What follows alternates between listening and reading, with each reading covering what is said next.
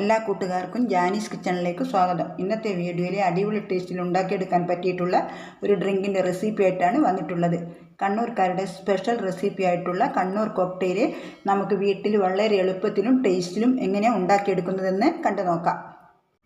ഇത് തയ്യാറാക്കാൻ വേണ്ടിയിട്ട് 1.5 കപ്പ് പപ്പായ എടുത്തിട്ടുണ്ട്. അതുപോലെ തന്നെ 2 മീഡിയം സൈസ് ക്യാരറ്റ് കുറച്ച് വെള്ളത്തിൽ ഞാനിവിടെ വേവിച്ചെടുത്തിട്ടുണ്ട്. പിന്നെ 2 സ്കൂപ്പ് വാനില ഐസ്ക്രീം വേണം. അതുപോലെ തന്നെ നല്ല കട്ടിയാക്കിയിട്ടുള്ള പാൽ വേണം.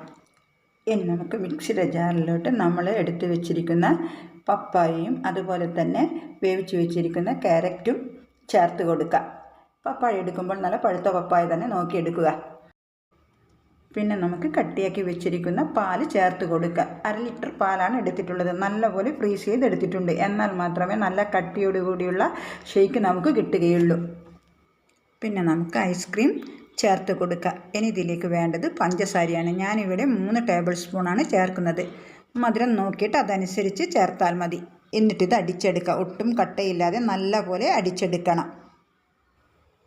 ഇതിപ്പോൾ ഒട്ടും കട്ടയില്ലാതെ തന്നെ നന്നായിട്ട് അടിച്ചെടുത്തിട്ടുണ്ട്. ഇനി ഇതിലേക്ക് 1 പിടി അണ്ടിപ്പരിപ്പും അതുപോലെ തന്നെ മുന്തിരിയും 1/2 കപ്പ് അളവിൽ കോൺഫ്ലെക്സും ചേർത്ത് കൊടുക്കുക. അതൊക്കെ നമ്മുടെ ഇഷ്ടത്തിനനുസരിച്ച് ചേർത്ത് കൊടുക്കാം. കൂടുതൽ ചേർക്കുമ്പോൾ കൂടുതൽ ടേസ്റ്റാണ്. ഇതെല്ലാം നമ്മൾ ലാസ്റ്റ് സെർവ് ചെയ്യുന്ന സമയത്ത് മാത്രമാണ് ചേർത്ത് കൊടുക്കാൻ പാടുള്ളൂ. പ്രത്യേകിച്ച് നമ്മൾ കോൺഫ്ലെക്സ് ഒക്കെ ചേർക്കുമ്പോൾ കുറച്ച് നേരത്തെ മിക്സ് ചെയ്ത് വെച്ചിട്ട് പിന്നെ കുറേ കഴിഞ്ഞിട്ട് കുടിക്കുമ്പോൾ എല്ലാം കൂടി കുതിർന്ന് പോയിട്ടുണ്ടാവും. അപ്പോൾ നമ്മളിത് കഴിക്കുന്നതിന് തൊട്ട് മുമ്പായിട്ട് മിക്സ് ചെയ്തിട്ട് വേണം സെർവ് ചെയ്യാൻ വേണ്ടിയിട്ട്. പിന്നെ നമ്മൾ അണ്ടിപ്പരിപ്പ് കുറച്ച് റോസ്റ്റ് ചെയ്തിട്ട് ചേർക്കുകയാണെങ്കിൽ കൂടുതൽ ടേസ്റ്റാണ്. എല്ലാം കൂടി ചേർക്കുമ്പോഴാണ് കണ്ണൂർ കോക്ടെയിൽ അടിപൊളി ടേസ്റ്റായിട്ട് നമുക്ക് ഷോപ്പിൽ നിന്നൊക്കെ കിട്ടുന്ന അതേ ടേസ്റ്റിൽ കിട്ടുകയുള്ളൂ. ഇനി നമുക്ക് ഗ്ലാസ്സിലേക്ക് ഒഴിച്ചു കൊടുക്കാം. ഈ ഒരളവിൽ ചെയ്യുന്ന സമയത്ത് നമുക്ക് 3 അത്യാവശ്യം വലിയ ജ്യൂസ് ഗ്ലാസ്സിനുള്ള ഒരളവുണ്ടാവും.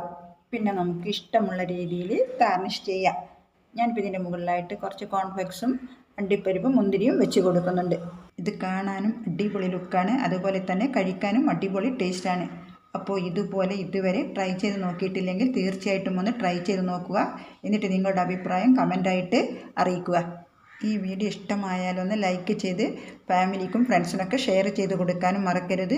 പിന്നെ നമ്മുടെ ചാനലൊന്ന് സബ്സ്ക്രൈബ് ചെയ്ത് സപ്പോർട്ട് ചെയ്യാനും മറക്കല്ല. വീണ്ടും അടിപൊളി റെസിപ്പിയായിട്ട് കാണാം. Okay, thank you.